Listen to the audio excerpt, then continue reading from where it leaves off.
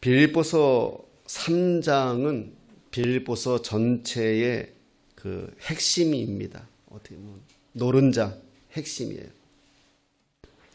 그러나 무엇이든지 내게 유익하던 것을 내가 그리스도를 위하여 다 해로 여길 뿐더러. 여기서 접속사 그러나에 한번 주목해 보십시오. 그러나는 반전시키는 거잖아요. 앞에 있는 말씀과 뒤에 있는 말씀을 반대로. 그 반전은 1절부터 6절을 반대하는 거거든요. 자, 1절부터 6절이 뭐냐 하면 2절에 개들을 삼가고, 그래, 개들을 삼가고, 아주 무서운 말을 하죠. 여기서 개는요, 신명기 28장에 나오는 말씀 중에 멸시와 치욕의 대상을 유대인들은 개를, 우리도 개 사람을 비유하면 아주 안 좋은 욕이잖아요. 근데 유대인들은 아주 더 심한 욕이에요. 아주 개에 상징한다는 것은 그건 아주 명예, 이 중동 사람들은 명예에 되게 강해요. 그 명예를 위해서 죽고 살아요. 물론 우리도 그렇지만 중동 지역은 더 하더라고요. 그런데 개라고 말한다는 것은 전쟁하자는 거거든요. 근데 개들을 삼가고 행악하는 자들을 삼가고 몸을 상해하는 일을 삼가라. 그리고 3절에 육체를 신뢰하지 아니하는, 육체를 신뢰하지 않는. 그리고 4절에 육체를 신뢰할 만하며 누구든지 다른 이가 육체를 신뢰할 만한 것이 있는 줄로 생각하면 나는 더욱 그러겠다. 자기가 어땠어요? 6절에 열심으로는 교회를 박해하고 율법의 의로는 흠이 없는 자라. 이게 이율배반적인 말이잖아요. 열심으로는 교회를 박해했는데 율법으로는 자기가 흠이 없다고 여겼다는 거예요. 우리가 지금도 예수 믿으면서 이렇게 생각하는 사람들이 의외로 많아요. 나는 하나님의 말씀대로 산다고 하면서 사람들을 핍박해요. 박해해요. 이 말을 끝나는 순간 그러나 그런 거예요. 그러나 내가 과거에는 이랬다는 거예요. 자기 육체를 꾸미는데 신뢰했고 그러잖아요. 내 주먹만 있으면 산다. 옛날 우리 어른들이 그런 말 많이 했잖아요. 난 아무도 안 믿어. 난 내 주먹만 믿지.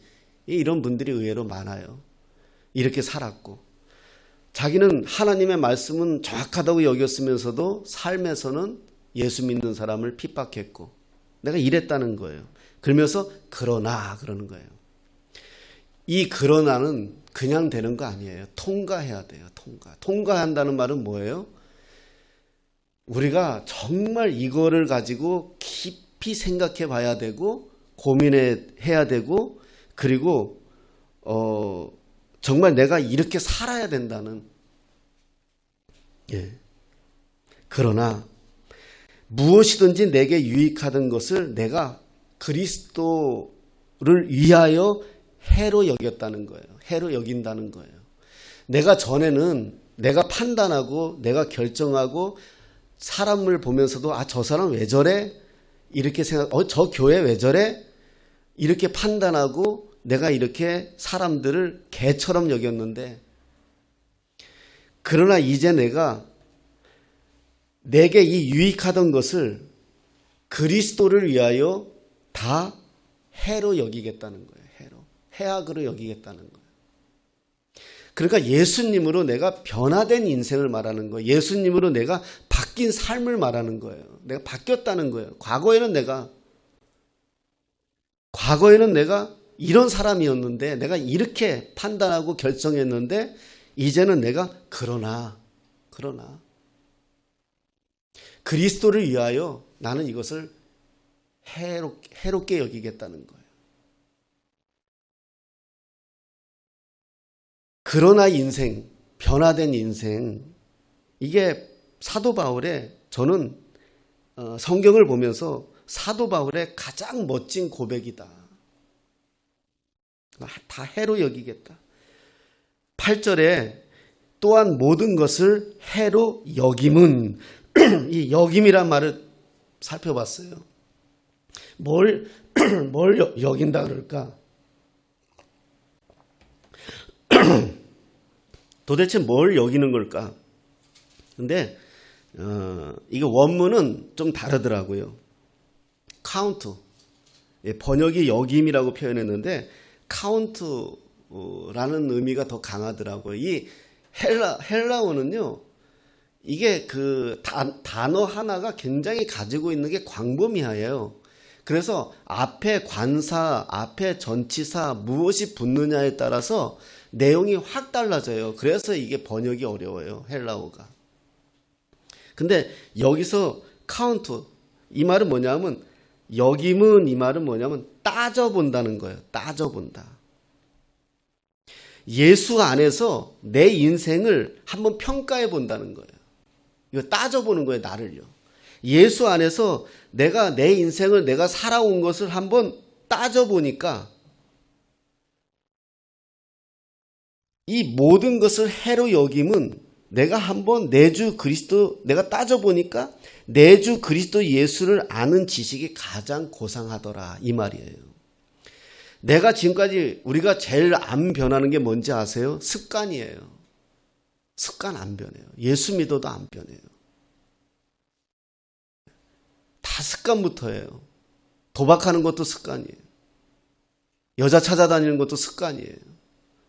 때만 되면 술 먹는 것도 습관이에요. 습관이에요. 습관. 내 이 DNA에 팍 박혀 있어요. 더 무서운 것은 이 DNA가 내 자식에게까지 가요.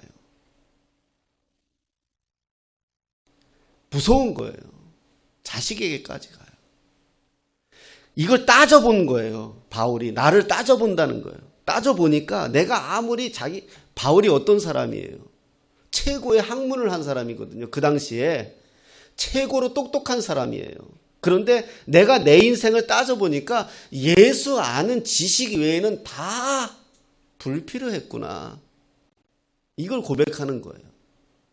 예수로 내가 변화되지 않으면, 바뀌어지지 않았다면 나는 해롭구나. 내가 누구를 향하여 개같이 여겼는데 내가 개 같은 존재구나. 이렇게 고백하는 거예요. 예수님 안에서 자신의 인생을 평가해 보세요. 결국은 우리 예수 믿는 사람은 예수밖에 없다. 이렇게 고백이 돼야 돼요. 그러나로 시작한 고백은 궁극적으로 자기 가치관이 바뀐 사람들이거든요. 제가 고백하잖아요. 전 돈이 최고예요. 돈을 벌기 위해서 저는 살아봤어요. 온갖 악한 거 다 해봤어요.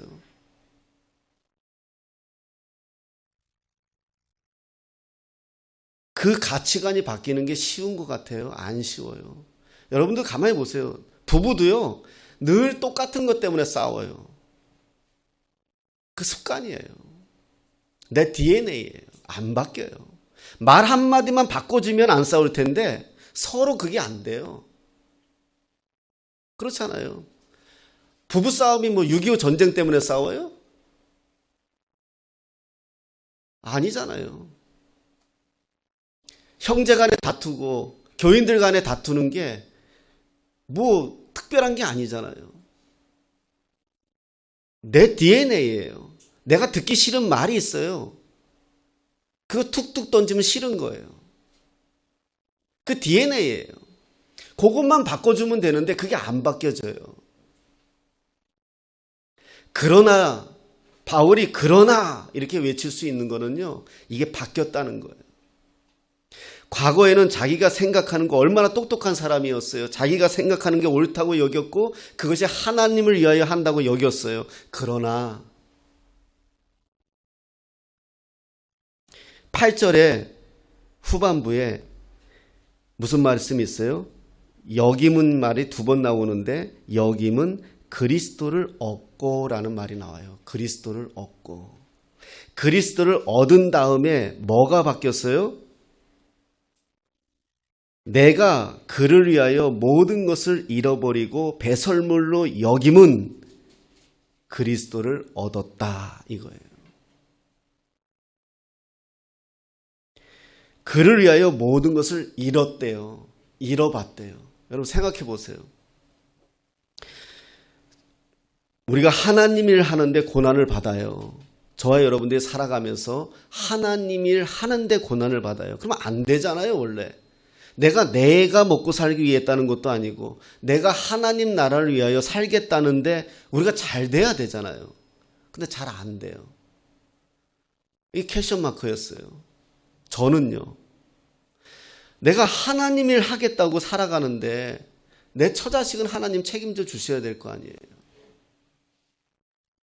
근데 안 됐어요. 안 돼요. 시험이 와요, 안 와요? 내가 하나님 일 하겠다는데 모든 것을 잃어버렸대요. 모든 것을 잃어버렸대요. 그럼 안 되잖아요. 우리가 모든 것을 잃어버리면서까지 하나님 어떻게 섬겨요? 섬긴대요. 그래서 그런 고민 가지고 있다가 풀린 게 바울이 로마 갈 때였어요. 바울이 로마에 왜 가요? 장사하러 가는 것도 아니고 먹고 살겠다고 가는 것도 아니고 복음 전하겠다고 갔어요, 바울이. 그런데 무슨 일을 만나요? 배 타고 가다가 유라굴로 강풍을 만나요. 배가 완전 난파돼요. 한 섬에 갇혀요. 멜리데 섬에. 아니, 하나님 일을 하겠다고 출발했는데 하나님 지켜줘야 되잖아요. 근데 어떻게 된 게 오히려 배가 난파가 될 정도로 태풍을 만나고 어느 역사책을 제가 보다가 제가 역사책에 은혜를 받았어요. 일본이라는 나라가, 일본을 비하하는 거 아닙니다. 일본이라는 나라가 신풍이라 그래가지고 이 사람들은 섬나라다 보니까 바다 해풍, 바닷바람을 굉장히 중요하게 여겨요. 왜? 그것으로 인해서 한 해 농사가 잘 되기도 하고 망하기도 하고, 또 옛날에는 섬나라니까 바람이 많이 불면 섬 밖으로 나갈 수가 없잖아요. 지금이야 그렇지 않지만. 그런데 신풍이란 말이 언제 나왔어요? 몽고가 우리나라 완전히 유린했잖아요. 몽고가 우리나라 1차, 2차 침입해가지고 완전히 우리나라 유린하고 일본을 건너가려고 하는데 못 건너갔잖아요. 건너가려고 하는데 태풍이 불어서 바람이 불어가지고 몽고가 못 건너갔어요. 그때 바람이 안 불었으면 일본까지 박살났죠. 몽고에 의해서. 근데 그것 때문에 일본이 신풍이라 그러는 거예요. 그 바람이 자기네 나라를 지켜줬다고.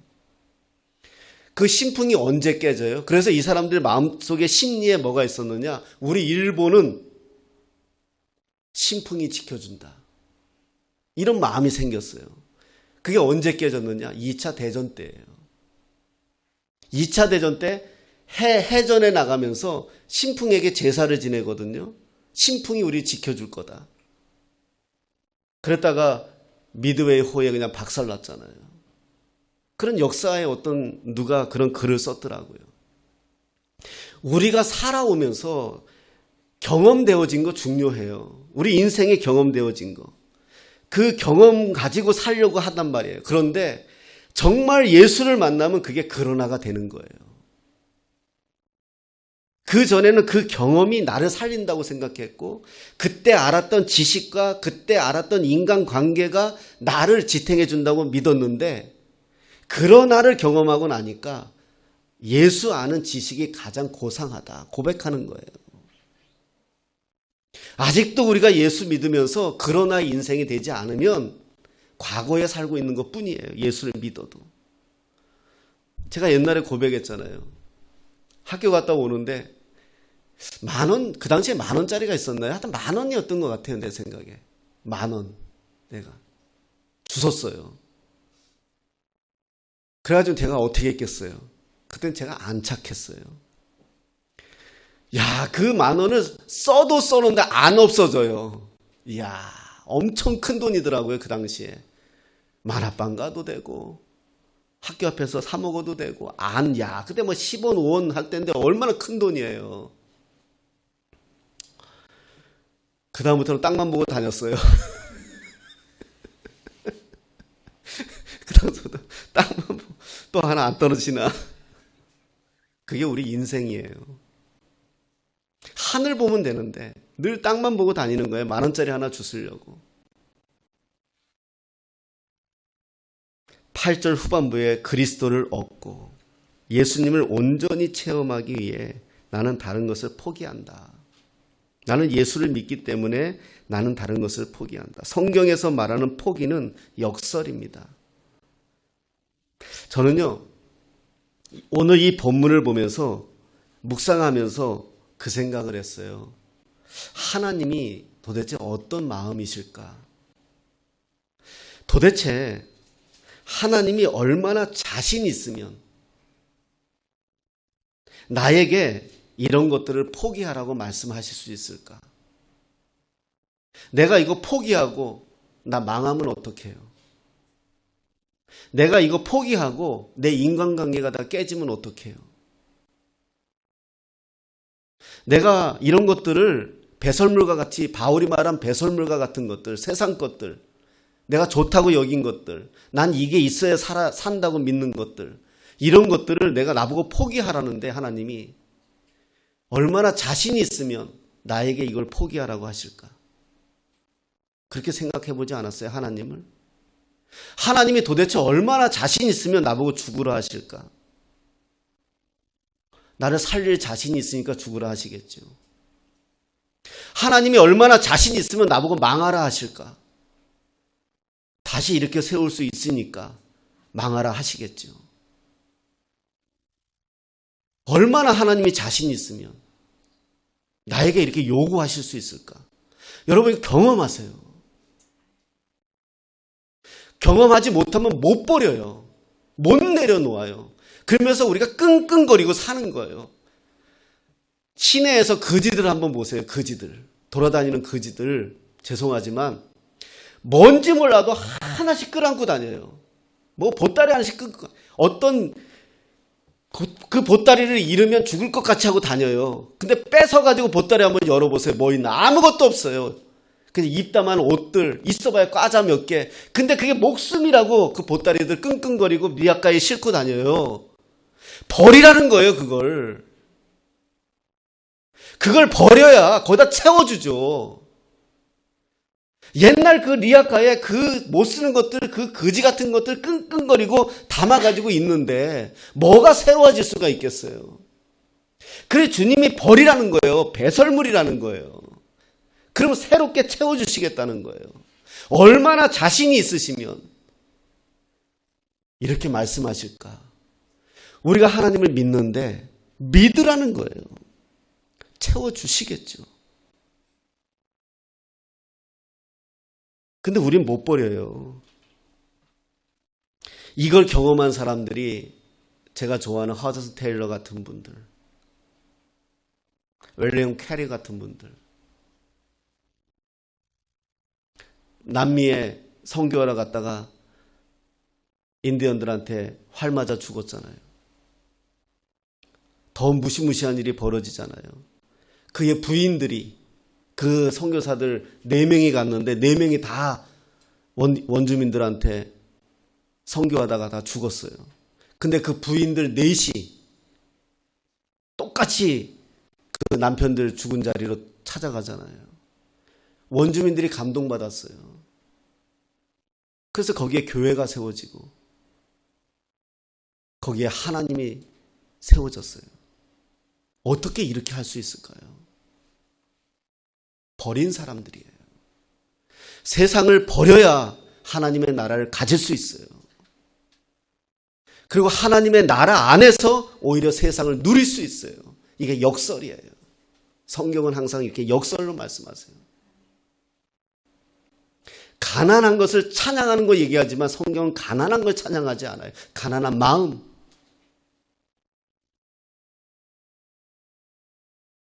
하나님이 얼마나 자신이 있으면 순교를 요구하겠습니까? 생태 같은 목숨을 요구하겠습니까? 저는 이걸 고민해 봤어요. 이 말씀을 준비하면서 여기에 제가 한번 묶여봤어요. 어떻게 내 목숨을, 누구의 목숨을 요구하실 수 있을까? 누가 그렇게 할 수 있어요? 영원한 생명을 주실 수 있으니까. 요구하실 수 있는 거겠죠. 그러면서 바울이 이야기하는 게 10절에 내가 그리스도와 그 부활의 권능과 고난에 참여함을 알고자 하여 그의 죽으심을 본받아 어떻게 해서든지 죽은 자 가운데서 부활에 이르려 하노니. 우리가 부활 그러니까 예수 믿고 죽으면 무조건 부활. 맞아요. 성경의 공식은 그렇게 써 있어요. 그런데요, 성경을 한번 자세히 봐보세요. 자세히 보면 오늘 본문에도요, 죽은 자 가운데서 부활에 이르려 하노니 바울이 이렇게 얘기해요. 그 앞에 무슨 말이 있어요? 어떻게 해서든지 이 말이 있어요. 부활이 당연한 것 같지만 어떻게 해서든지 우리는요, 어떻게 해서든지가 있어야 되는 거예요. 하나님은 우리에게 부활을 당연히 주셨어요. 예수 그리스도로 말미암아 당연히 주셨는데 우리에게는 어떻게 해서든지, 그럼 어떻게 해서든지가 뭐예요? 그의 죽으심을 본받아 이거예요. 본받아 살아야 된다는 거예요. 그럼 뭐예요? 나도 그리스도와 죽어야 된다는 거예요. 어떻게 해서든지. 옛날에 우리 전도사 때 감남산 기도원을 많이 올라갔는데 거기 강사님이 아직도 기억나요. 기도한 그때만 해도 막 수백 명이 모여서 기도하고 그랬잖아요. 정말 그랬어요. 거기서는 진짜 신기한 것도 많이 봤어요. 그 산에 그 옛날에 모기도 없고 막 그랬어요. 그런 신기한 것도 많이 봤어요. 그게 기도할 때. 근데 막 이제 어떤 분들은 막 진짜 막 은혜가 충만해서 막 기도하잖아요. 막 뜨겁게 막 기도하고 막 이러잖아요. 막 어떤 분 막 떼굴떼굴 굴르기도 하고 막 두 손 들고 막 꽁충꽁충 뛰면서 기도하고 막 이래요. 근데 이제 어떤 분들은 그 감동이 안 오는 거 어떻게 뭐 쇼할 수도 없는 거고 쇼하면 안 되잖아요. 감동이 안 오는데 다른 사람들은 막 주여 그리고 막 깡충깡충 뛰고 막 와 막 그러는데 어떤 사람은 멀뚱멀뚱해가지고 야 이거 어떡하지 이 상황을 어떡하지 이제 이런 분들이 있잖아요. 근데 강사 그 목사님이 그러시더라고요. 야 네 눈을 한 대 쳐서라도 울어 임마 제발. 어떻게 해서든지.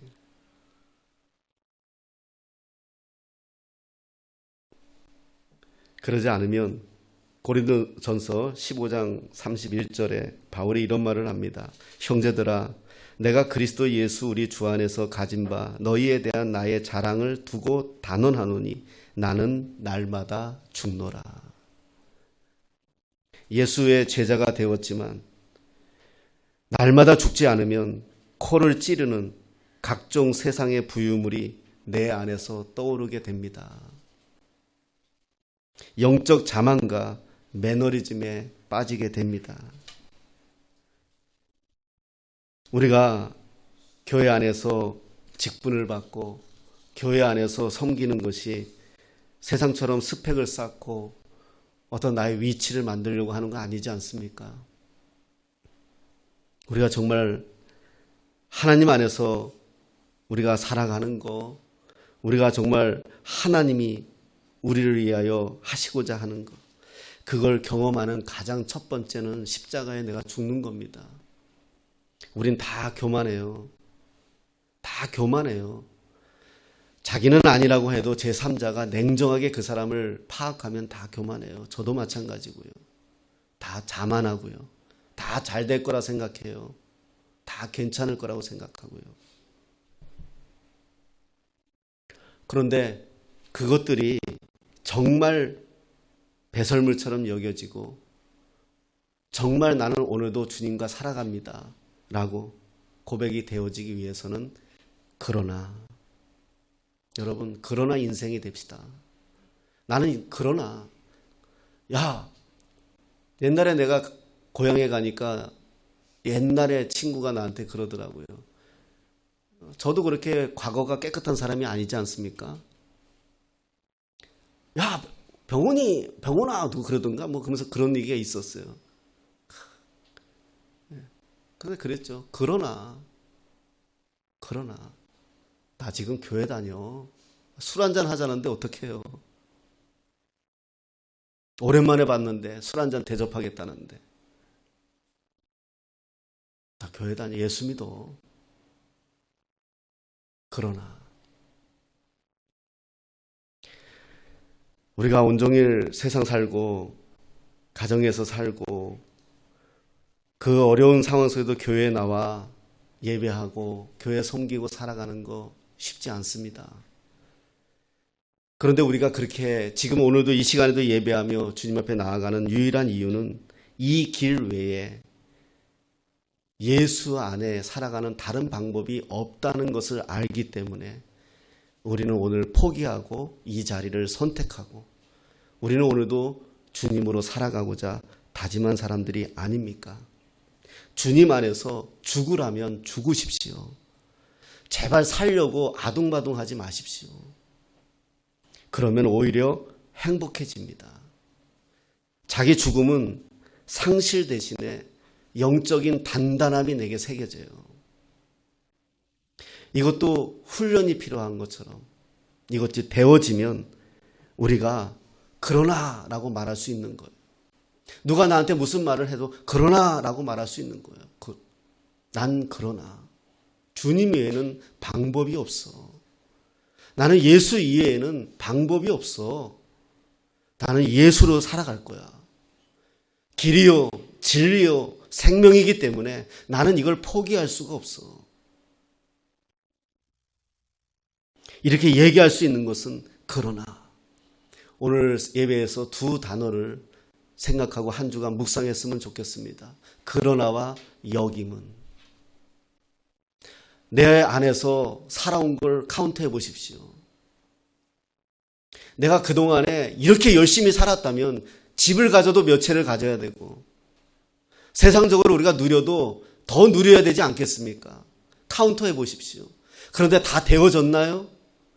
아니에요. 다 허물어집니다. 결국 우리 안에 남는 것은 예수 생명밖에 없어요.